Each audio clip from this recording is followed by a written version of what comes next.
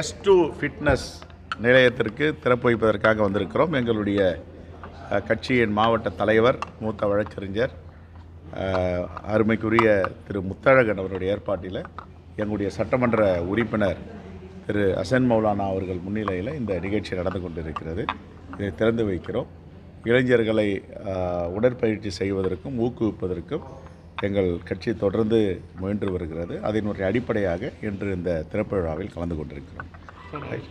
திமுக கூட்டணியில் வந்து பார்த்தீங்கன்னா, நீங்கள் ராமதாஸ் அவர்கள் சந்தித்த பிறகு பெரும் ஒரு பேசுபொருளாக இருக்குது. இதில் விசிகா ஒரு அதிருப்தியில் இருக்கிற மாதிரி ஒரு கூறப்படுது. அப்படிலாம் அவங்க யாரும் அதிருப்தியில் இருக்கிற மாதிரி எனக்கு தெரியல. புரிதல் எந்த அளவிற்கு எடுத்துட்டாங்கன்னு தெரியல. எங்களை பொறுத்த வரைக்கும் இந்த கூட்டணிக்கு நீங்கள் வாங்க வராதிங்கன்னு சொல்கிற இடத்துல காங்கிரஸ் பேரியக்கம் இல்லை.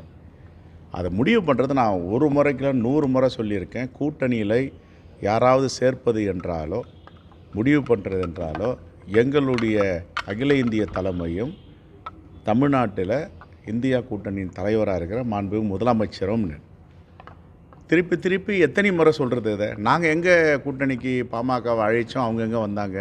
பத்திரிகையாளர் கேட்குறாங்க. நீண்ட நெடிய கால திட்டமாக உங்கள் தலைவர் ராகுல் Gandhi OBC, SC, ST, minority polarisation யூனிட்டியை பற்றி பேசிகிட்டு இருக்காரு. உங்கள் கருத்துன்னா அவருடைய கருத்து தான் எங்களுடைய கருத்து. எஸ்சி, எஸ்டி, ஓபிசி, மைனாரிட்டியை இணைக்கிற இடத்துல காங்கிரஸ் பேரியக்கம் இருக்குன்னு சொன்னோம். அப்போது மருத்துவர் வந்தார்னா பாமக வந்தால் நீங்கள் என்ன பண்ணுவீங்கன்னா அது முடிவெடுக்க வேண்டியது முதலமைச்சர்னு சொன்னோம். இதில் என்ன தவறு இருக்குது? ரெண்டாவது, இல்லையே அவங்க சேரவே மாட்டாங்களாமா அப்படின்னா, எல்லாமே ஒரு காலத்தில் சேர்ந்து தான் ஆகணும். ஏற்கனவே 2011 தேர்தலில் சேர்ந்து இருந்திருக்காங்கன்னு சொல்லியிருக்கோம். இதில் ஒரு தவறும் கிடையாது. நாங்கள் அழைக்கிறோம் அப்படின்னு சொன்னால் பரவாயில்ல, முரண்பாடுகள் இருக்க நீங்கள் அழைக்கிறீங்கன்னு சொல்லலாம். நாங்கள் எங்கே காங்கிரஸ் பேரியக்கம் அழைப்பு விடுத்தது? ஏதாவது ஒரு சொல்லுங்கள் பார்ப்போம். ஒரு சமூக நீதி அடிப்படையில் பார்வையில் ஒற்றுமையாக நாங்கள் எல்லோரும் இருக்க வேண்டியது எங்கள் தலைவர் ராகுல் காந்தி எஸ்சி, எஸ்டி, ஓபிசி, மைனாரிட்டியை அவங்க யூனிட்டியை நம்ம செய்து நம்ம வந்து கட்சிக்குள்ளே கொண்டு வரணும்னு சொல்கிறாரு. அது என்ன தவறு இருக்குது? நான் அப்படி சொல்லவே இல்லை. சரி, அழைப்பே கொடுக்கல. நாங்கள் ஒரு வேளை அழைப்பு கொடுத்துருந்தாலும் ஏதாவது கட்சியில் சொன்ன இல்லை நாங்கள் நிராகரிக்கிறோம், எங்களுக்கு இது வாய்ப்பு இல்லைன்னு சொல்லலாம். அதை வந்து கொச்சைப்படுத்துவது தானே சங்கடமாக இருக்குது. அது யாரும் அப்படி பண்ணக்கூடாது. மனிதனே உள்ளவங்களெல்லாம் பேச்சுரிமை, எழுத்துரிமை, கருத்துரிமை இருக்குது. அந்த எழுத்துரிமை, பேச்சுரிமை, கருத்துரிமை சில பேர் மூக்கை தொடாமல் இருக்கிற வரைக்கும் அது கண்ணியமாக இருக்கும். மகாத்மா காந்தி எதான் சொன்னார், கையை வீசி நடக்கலாம், நடக்கும் போது பிறர் மூக்கை தொடக்கூடாதுன்னு. நாங்கள் எங்கே யாரை அழைச்சிருக்கோம்? யாரையும் அழைக்கலையே. அழைக்கிற இடத்துலையா நாங்கள் இருக்கோம்? என்னை பொறுத்த வரைக்கும் எங்களுக்கு வழிகாட்டுதலை எங்கள் அகில இந்திய தலைமை. தமிழ்நாட்டை பொறுத்த வரைக்கும் இந்தியா கூட்டணிக்கு தலைவர் மாண்புமிகு முதலமைச்சர் அண்ணன் தளபதி பல முறை சொல்லிட்டோம்.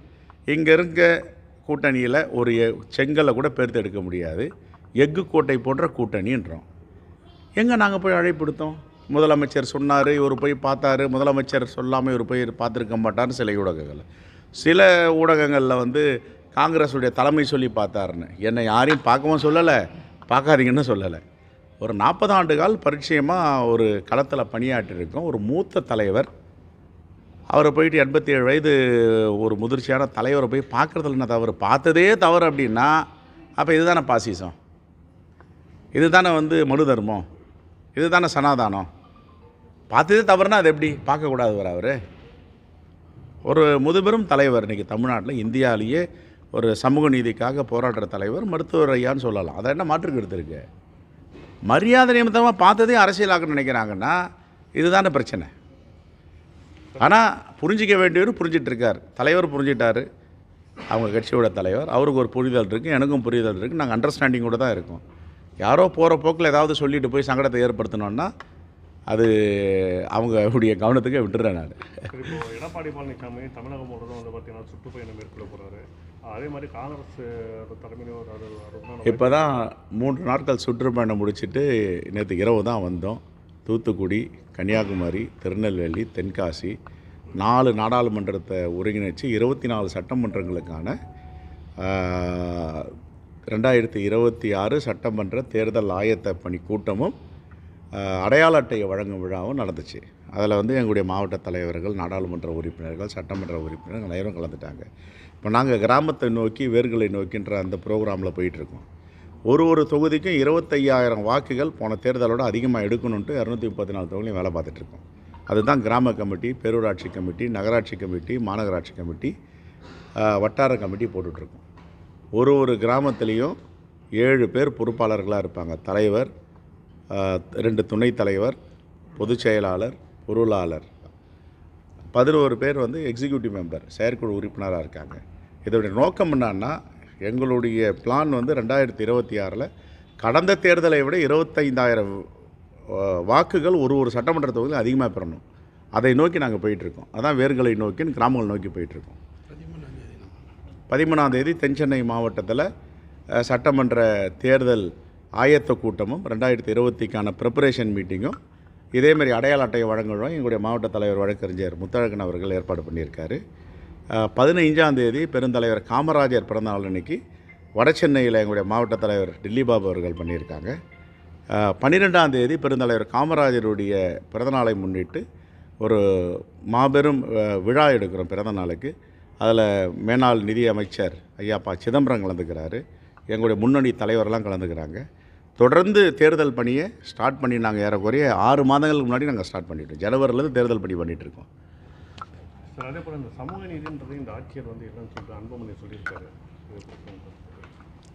அவங்க தான் வந்து தலைவர் கலைஞரை 89 வாக்கில் 96 வாக்கில் அழித்து விழுப்புரத்தில் சமூக நீதி மாநாடுன்னு போட்டு பெரிய மகாராஜா சேர் போட்டு கலைஞரை உட்கார வச்சு அது மஞ்சா துண்டுன்னு சொல்லுவாங்கள்ல, அந்த போர்வை, மஞ்சள் போர்வையை போற்றி சமூக நீதி காவலர் நீங்கள் தான், எங்களுக்கு யாரும் இது வரைக்கும் அங்கீகாரம் கொடுக்கல, நீங்கள் தான் அங்கீகாரம் கொடுத்துருக்கீங்க, மோஸ்ட் பேக்வேர்ட் கம்யூனிட்டியாக அறிவிச்சிருக்கீங்க அப்படின்னு சொல்லிவிட்டு அவருக்கு பாராட்டு விழா எடுத்தாங்க. அப்படி சொன்ன நாக்கு இப்போ ஏன் மாற்றி பேசுது? சமூக நீதி காவலர், சமூக நீதி போராளி, சமூக நீதிக்கான ஒரே ஒரு தலைவர் தமிழ்நாட்டில் இருக்காருன்னா முத்தமிழர் கலைஞர்னு இவங்க தானே பேசுனாங்க, பாராட்டு விழா வச்சாங்க. நானும் கலந்துட்டேன் அந்த கூட்டத்தில். இன்னும் கண்ணு முன்னாடியே போயிட்டுருக்க மருத்துவர் ஐயா பேசுகிறதெல்லாம். இப்போ இன்றைக்கி எப்படி மாற்றி பேசுவாங்க? சார், ஓகே, கடைசி கேள்வி சார். தற்பொழுது அந்த விஜய் வந்து பார்த்தீங்கன்னா பிஜேபி கூட திமுக கூட கூட்டணியே இல்லைன்றது முடிவு எடுத்துட்டாரு. ஆனால் அதிமுக பற்றி அவர் இது வரைக்கும் எந்த ஒரு விமர்சனம் வைக்கிறார், பேருக்கு ஒரு விமர்சனம் வைக்கிறார். இல்லை, அது ஒரு நம்ம பார்க்குறப்ப அவர் என்ன சொல்கிறாருன்னா, ஆளுங்கட்சிகளை எதிர்த்து தேசிய லெவலில் ஆளுங்கட்சிகள், ஒன்றிய அளவில் ஆளுங்கட்சிகள் பாஜக அவரோட கூட்டணி இல்லை, தமிழ்நாட்டில் திமுக ஆட்சியில் இருக்கிறாங்க, அதிகாரத்தில் இருக்காங்க, கூட்டணி இல்லை. சென்ட்ரல் லெவலில் ஆட்சியில் இருக்கிறவங்களும் மாநில அளவில் ஆட்சியர்களும் கூட்டணி இல்லைன்னு சொல்லியிருக்காரு. அதான் அதோடைய புரிதலை கண்டி, அதுக்காக நம்ம வேறு மாதிரி இதை பார்க்க வேண்டாம். ரைட். இன்கேஸ் காங்கிரஸ் தலைமையில் ஒரு கூட்டணி அமைந்தால் அதில் விஜய் கை கோர்த்தால் செல்வர் தந்தைகளோட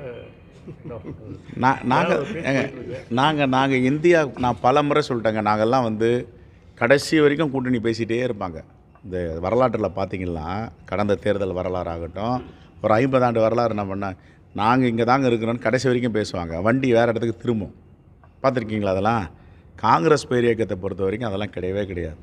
நாங்கள் ஒற்றுமையாக இருக்கோம், நம்பிக்கையோடு இருக்கோம், இன்டாக்டாக இருக்கோம். இன்னும் சொல்லப்போனால் ஒருவர் மேலே ரொம்ப நம்பிக்கை வச்சுருக்கோம். இந்த தேசத்தை பாதுகாப்பதற்கான தேர்தல். தமிழ்நாட்டில் பாஜகவும் ஆர்எஸ்எஸும் கால் ஊன்றுவதற்கு ஒருபோதும் அனுமதிக்க மாட்டோம். அதற்கு எந்த விலையை வேணாலும் நாங்கள் கொடுப்போம். மக்களிடம் போவோம், மக்களிடம் பேசுவோம். ஆகையால் திராவிட முன்னேற்ற கழகத்தின் தலைமையில் தமிழ்நாட்டில் ஒரு இன்டாக்டாக எஃகு கோட்டை மாதிரி இந்த கூட்டணி உறுதியாக இருக்குது. ஒரு செங்கலை கூட பேர்த்தெடுக்க முடியாது. எங்களுக்குள்ளேயே ஏதாவது கருத்து வேறுபாடுகளை செஞ்சு செய்யலான்னு முயற்சி பண்ணுறாங்க. அதெல்லாம் முறியடிக்கப்படும். ஜனநாயகம் வெல்லும். பாசிசவாதிகளை, மதவாதிகளை தமிழ்நாட்டிலிருந்து அகற்றுவோம். தேங்க்யூ.